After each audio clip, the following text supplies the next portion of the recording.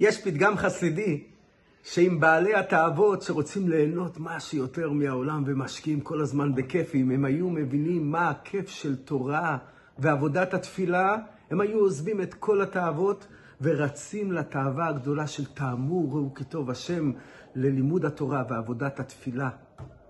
רק הם לא מבינים כנראה מספיק בתאוות, אבל בכל זאת יש תאוות והתמכרויות שמהם צריכים להתרחק, ויש תאוות והתמכרויות שעד הרבה כדאי לפתח ולטפח אותם.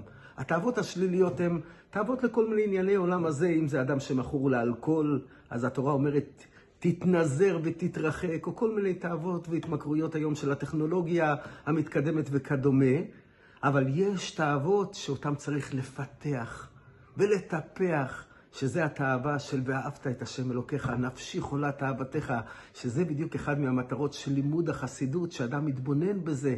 אז דע את אלוקי אביך ועובדהו בלבב שלם, וזה מעורר אותו לצמאה לך נפשי, קמה לך בשרי, צמאון ורצון להתקרב לקדוש ברוך הוא בכל ליבו, וזה תאווה מבורכת. וכמו שהרמב"ם מביא, שבימות המשיח, אז החכמים, חכמי עם ישראל, מתאווים לימות המשיח כדי שיוכלו לעסוק בתורה ובחוכמתה. אז כך גם אנחנו, ברוך השם, בתאווה וצמאון גדול כבר לימות המשיח.